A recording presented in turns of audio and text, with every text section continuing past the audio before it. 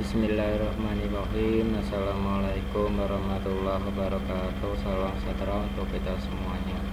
Selamat sore mahasiswa dan mahasiswi semuanya. Terima kasih telah hadir dalam mata kuliah hari ini, mata kuliah teknik pajak. Dalam mata kuliah hari ini nanti kita akan belajar yaitu tentang pajak pertambahan nilai atau namanya PPN. Sebelum kita mulai hari ini, kita berdoa dahulu. Semoga kita diberi kemudahan dan kelancaran. Doa dimulai. Alhamdulillah Rabbil alamin, wassalatu wassalamu ala alihi washabihi wa barakatuh. Segala puji syukur kita panjatkan kepada Gusti Allah sehingga kita bisa bertemu kembali dalam mata kuliah hari ini, mata kuliah klinik pajak dengan tema PPN. Dasar hukum dalam PPN yaitu sudah diatur dalam Undang-Undang Nomor 8 Tahun 1983. Undang-Undang Nomor 8 Tahun 83 itu mengatur tentang daerah pabean. Jadi ada barang berwujud dan BKP.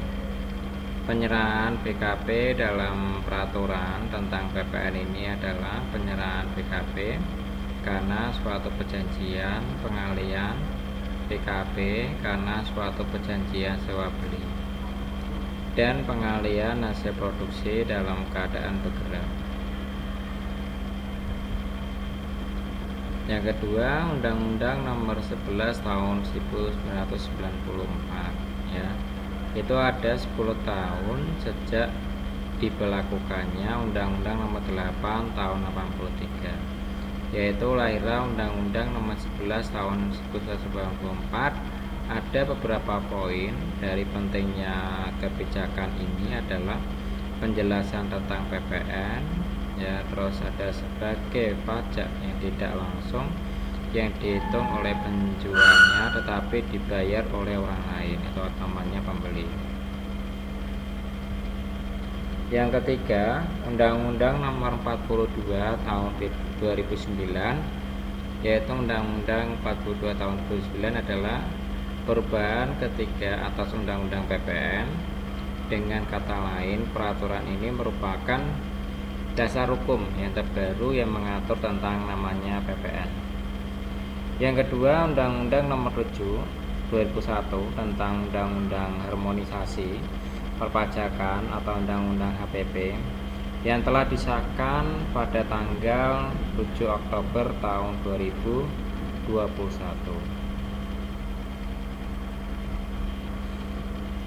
Selanjutnya, PPN juga merupakan pajak tidak langsung. Artinya, PPN adalah salah satu bentuk pungutan ya dari pemerintah yang dibebankan untuk tiap transaksi jual beli barang maupun jasa yang dilakukan oleh pengusaha kena pajak atau namanya PKP. Baik itu wajib pajak pribadi maupun wajib pajak badan.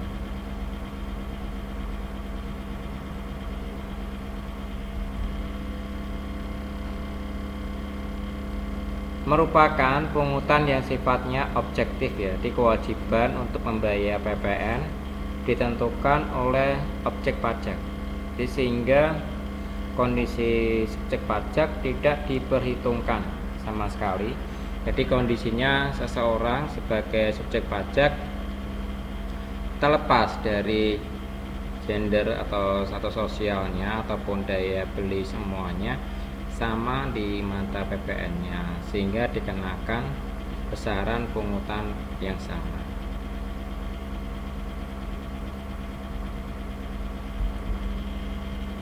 Selanjutnya, yang berkewajiban memungut, menyetor, dan melaporkan PPN adalah para pedagang atau penjual, namun pihak yang berkewajiban adalah yang membayar PPN adalah konsumen akhirnya.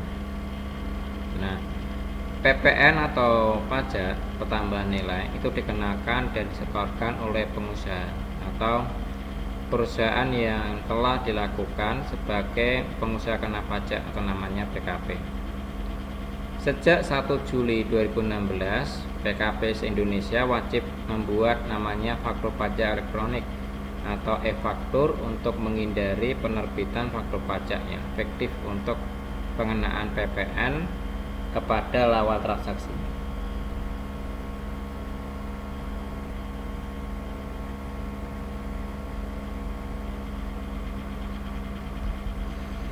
Karakteristik PPN yaitu ada PPN merupakan objek pajak tidak langsung, pajak objektif, ada multi stake yaitu dihitung dengan metode indirect ya. Dalam PPN itu adalah pajak atas konsumsi umum dalam negeri. Nah, selanjutnya ada pajak pertambahan nilai yang bersifatnya netral dan tidak menimbulkan dampak ya mengenai tentang pajak yang berganda.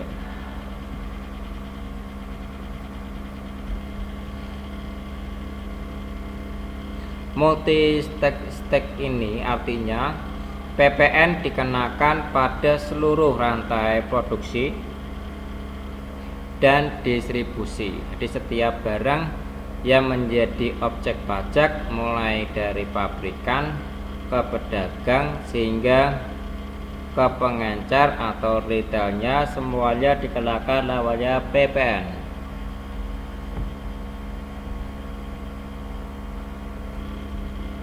Terus dihitung dengan metode indirect substitute yaitu pajak yang dipungut PKP penjual tidak langsung yang disetorkan ke kas negara.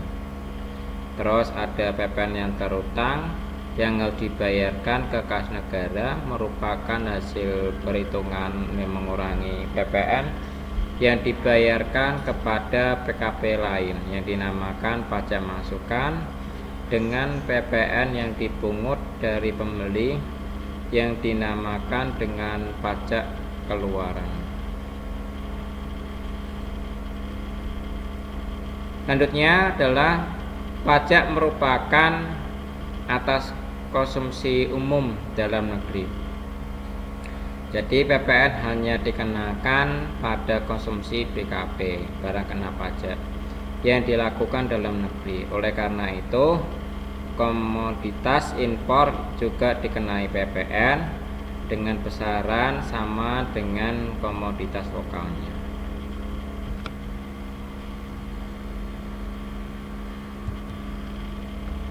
Selanjutnya bersifat netral atau netralisir PPN yang dibentuk oleh dua faktor, yakni dikenakan atas konsumsi barang maupun jasa dan menganut prinsip tempat tujuan dalam pungutannya.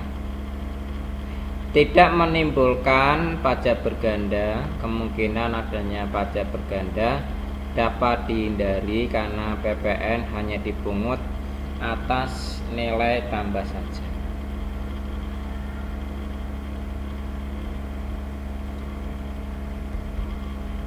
Selanjutnya objek PPN sebagai berikut.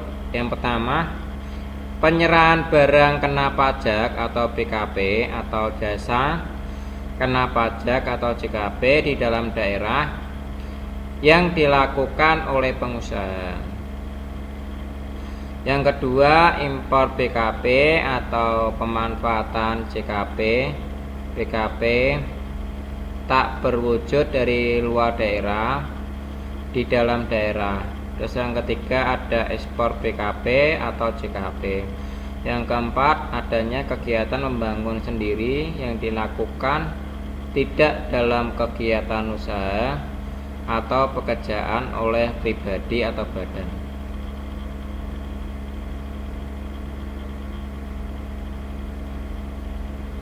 Yang kelima adanya penyerahan aktivitas aktiva oleh PKP yang menurut tujuannya semula aktiva tersebut tidak untuk diperjualbelikan sepanjang PPN yang dibayarkan pada saat diperolehannya dapat dikreditkan.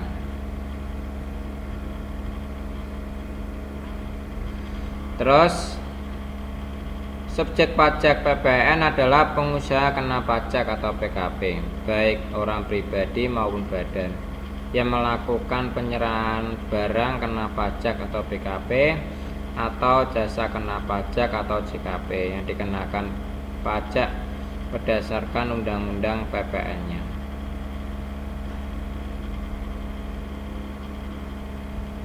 Terus barang kena pajak atau BKP, di barang kena pajak BKP itu merupakan barang berwujud yang menurutnya sifatnya atau hukumnya itu dapat berupa barang bergerak atau tidak bergerak,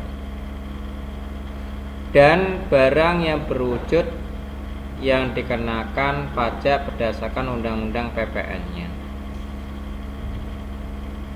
Pengaturan dalam cakupan BKP atau dalam undang-undang PPN itu bersifat negatif list.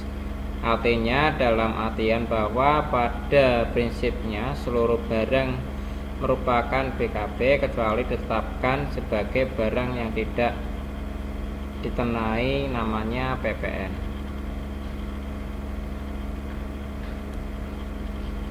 Barang yang tidak dikenai PPN atau non BKP itu barang hasilnya, pertambangannya, pengaliannya, pengeboran yang diambil langsung dari sumbernya.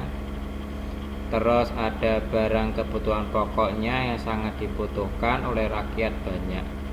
Terus ada makanan dan minuman yang disajikan di hotel, restoran, rumah makan, warung dan sejenisnya, dan tidak termasuk yang diserahkan oleh usaha jasa boga atau catering. Terus ada uang, emas, tembaga, surat berharga, misalnya ada saham, ada obligasi.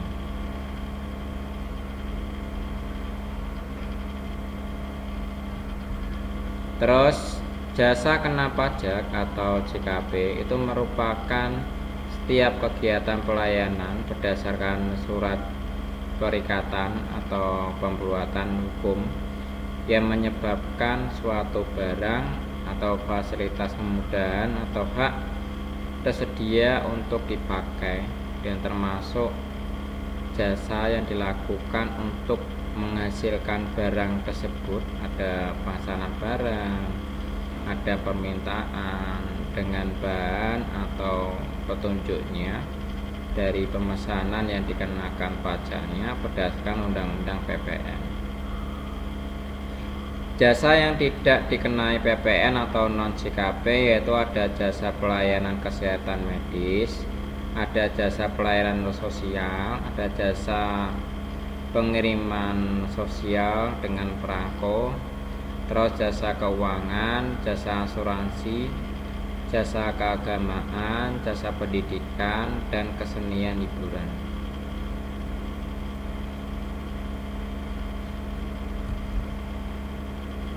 Definisi PKP, jadi menurut pasal Undang-Undang Nomor 1 Undang-Undang PPN, PKP yang merupakan singkatan dari pengusaha kena pajak, yaitu merupakan yang melakukan penyerahan barang kena pajak atau penyerahan jasa kena pajak yang dikenakan pajak berdasarkan undang-undang pertambahan nilai dan tidak termasuk pengusaha kecil. Jadi batasan ini ditetapkan dengan peraturan Menteri Keuangan, kecuali pengusaha kecil yang memilih untuk dianggap sebagai pengusaha kena pajak.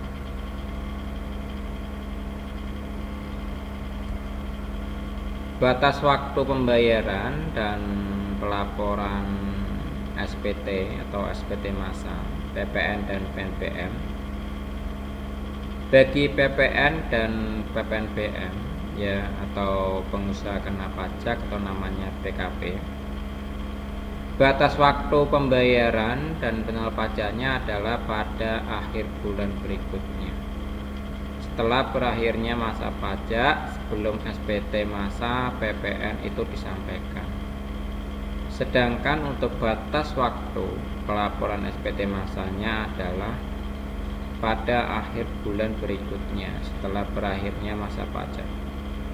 Untuk PPN dan PPNBM bagi bendaharawan, batas waktu pembayarannya pentoran pajaknya adalah pada tanggal 7 bulan berikutnya, sedangkan batas waktu untuk pelaporan SPT-nya masanya adalah pada 14 bulan berikutnya.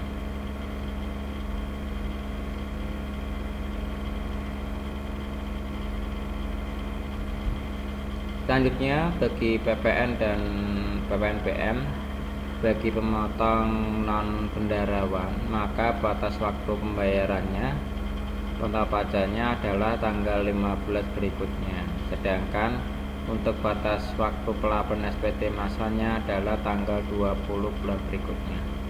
Itu ada SPT PPN dan PPNBM. Batas waktunya adalah akhir bulan berikutnya setelah berakhirnya masa pajak, sebelum SPT masa PPN itu disampaikan. Terus ada akhir bulan berikutnya setelah berakhirnya masa pajak. Terus adanya PPN dan PPNBM itu atau bendarawan itu tanggal 7 bulan berikutnya. Itu batas waktunya adalah tanggal 14 bulan berikutnya. Terus adanya PPN atau PPNBM itu pemungutan non bendarawan itu dilaporkan tanggal 15 bulan berikutnya, terus tanggal 20 pada bulan berikutnya.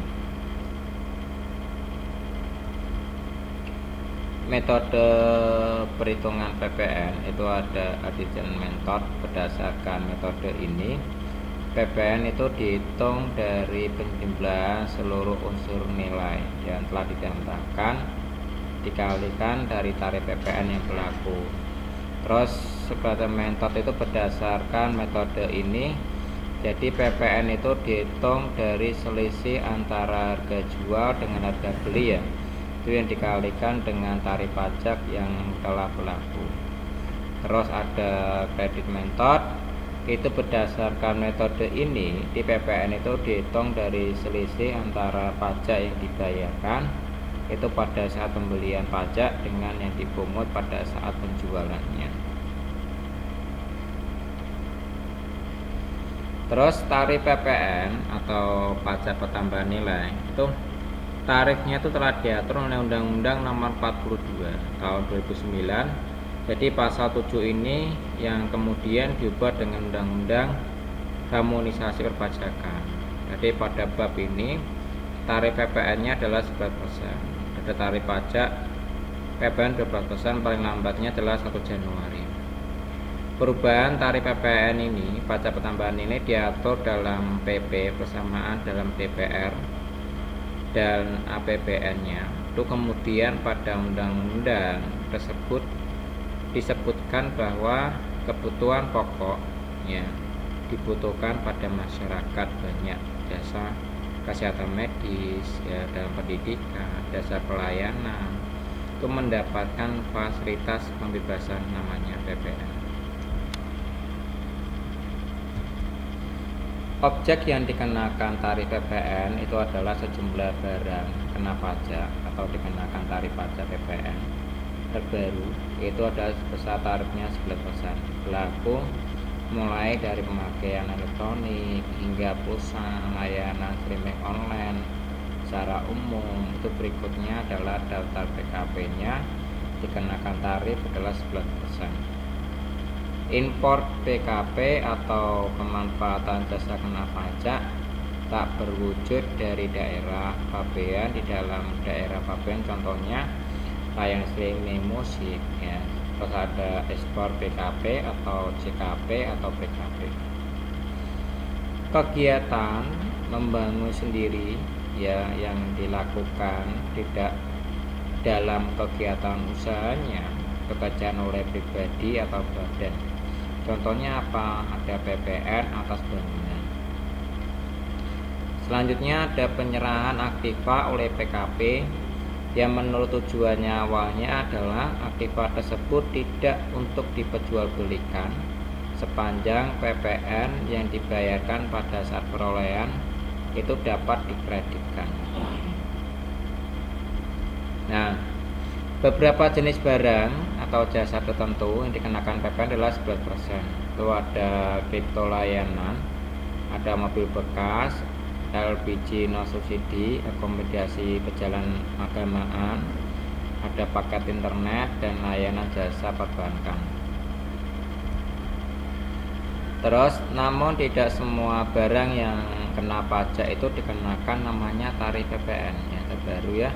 Ada yang beberapa yang telah dibebaskan dari pengenaan pajak PPN 11%, antaranya adalah barang kebutuhan pokok, jasa kesehatan, jasa pendidikan, pelayanan jasa sosial. Itu dia tidak dikenakan pajak PPN 11%. Terima kasih dalam mata kuliah hari ini. Nanti apabila ada yang mau ditanyakan bisa ditanyakan. Terima kasih. Assalamualaikum warahmatullahi wabarakatuh. Salam sejahtera untuk kita semua.